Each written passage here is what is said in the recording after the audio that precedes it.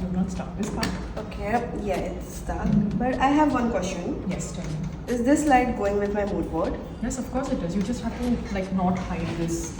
Oh wow, this looks amazing. What is this, Swati? We are working on a mood board for our conceptual design. So we are trying to figure out what kind of color schemes and everything is going. Oh, that's nice. That's faculty Miss Swati Chandrasekhar, who's been with us since 8 years at Raffles Design Institute.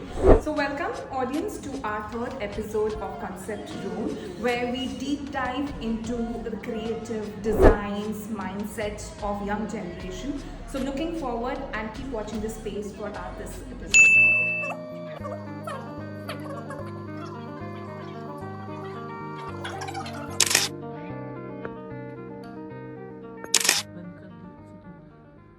A few moments later. To begin with, of course, I want to know if you could just give us a quick overview of interior design course, the core modules, skills required for the students at campus. Interiors, mainly what people think is more of interior decoration. What we kind of do here mostly is trying to understand how designing is done, not just decoration. Decoration is a part of designing, but designing starts more on understanding what the conceptual things around a space is. So for starters, we kind of teach mainly our elements and principles. There are a few theories of what we learn, theories of how we apply it to design. Color theory is a part of it. Elements and principles design is a part of it. How drafting is mainly done is a part of it. So everything coming together makes the interior design concept as a whole and not just different bifurcations that people think it is. I wanted to know, of course, in interior designs, there are current trends, especially with young generation, what is trending and all of that. So how is the program preparing students for this particular thing? So as we all are into more social media, we all know that trends are on social media. So how we practically improvise that on that is we have design studio modules. So design studio modules prepare the students for these kind of applications. Like when you learn theory, so how you make theories into your practical format of your design studio. Won't only follow TikTok and reels, of course TikTok is not a part anymore, but yeah, that kind of thing, but also design reels which are more into how the house is done. A person's character and personality is also developed in their different spaces. So how you project yourself in a space, so that kind of design. So we try to figure out your practical and day-to-day lifestyle into the design curriculum through design studio module. So we have a residential design studio module. We have commercial design studio module, which is your office space, or retail design studio, which I'm sure all of us students shop a lot. Both know that goes without saying. And we shop. What's fire? What kind of materials are used if you are in a cold place? So that kind of piece come into your hospitality interiors.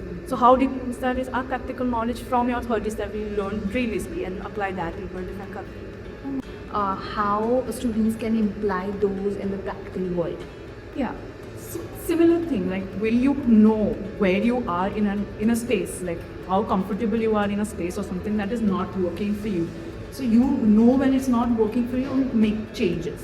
And when you make changes, you are more ready for practical world that throws challenges on. So if you know that some side thing is not working out and you know that's your uncomfortable zone, that's how you will maybe go back, okay, this was something that I may have done in my project, or something when I have lived or something, or anything that didn't click with me at that time. So I apply it to the challenges that is placed and change design accordingly. So that's how a solution designer is created also. It's not just theoretical, it's not just practical. We also aim to have students who are solution designers for problems that you face in sites. I'm sure a lot of students face problems. A lot advance this up with the internship I have. So according to you, what would you advise them? What kind of projects they should undertake? What challenges they would face? Please do all kind of projects. I always tell them you don't have to stick to any one thing. Like somebody came to me BGA saying I like only residential design, but residential design has its own limitations. Sometimes when you do a commercial design, you have more openness because the client, if you're doing an office for example, the client needs more space for hiring employees. They don't always see very aesthetic part of it. Of course, a lot of offices have started aesthetically designing their office right now. But it's more space oriented, it's more practical oriented, where you can work, where the work atmosphere is there. So having that background to have challenges, please do everything, a bit of everything. What would be the one advice, one tip you would give to the students, to our audience who's watching this, about the course or something really like, a click for them to understand and what they should be doing? Creativity is such a thing where you might be creative in a different way, I might be creative in a different way. No two designers think alike. Absolutely. Ever. So unless you don't know where you stand, if you're able to stand in a site, first of all, I try to encourage my students that everything is not going to be air conditioned always. You have to really stand on a site where there is dhul mitti and everything. They have to be prepared for that. They have to be open-minded. And it cannot be in a denial mode. They have to accept it. You're not going to have something which is very comfortable zoned everywhere. Like for instance, if you get a rural project, to develop a rural project, would you be someone who would be like, oh, I will not go to that village? No.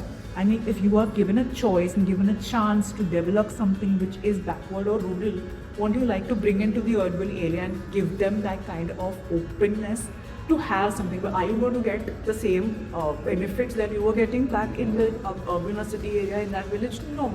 But that's what you come to develop. I wanted to know, Swati, like for our upcoming design students, when you're selecting interior design as their field, what is the career scope, like career opportunities? We have like a 3 months, the end of the course that we do. So a lot of students get hired in organizations, I'm architects, I'm for interior designers, where most of our students have also like retained that role and have been hired as junior designers after their internships. So that is one opportunity for sure. Other could be, they could be 3D visualizers. Is the low 3D design week? They have their design studio as complete with studio model. Yes, the applicant part where they have that model.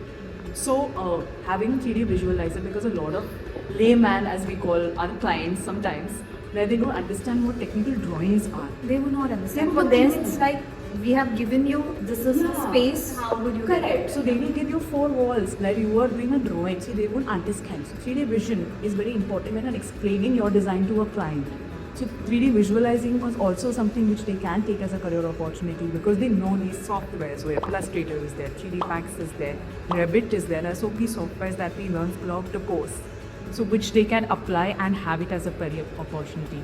There are freelancing, you can do drawing skills, you can have a side hustle where you are working for a firm and also trying to do drawing based curriculums which are like just making drawings for somebody online or like some kind of platform that you have where you can give out your drawings, make drawings for a client. Is lighting consultancy, you have a module which is lighting design, so there can be lighting consultancy, there can be a lot of lead.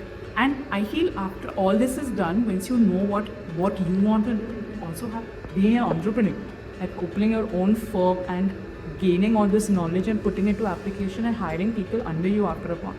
That could be definitely one where I always like a belly. We both do. We encourage our students to have like their own firm and hire from us also as interns. Yes, that's what alumni are doing now. So that's also a conflict where they go out and they explore.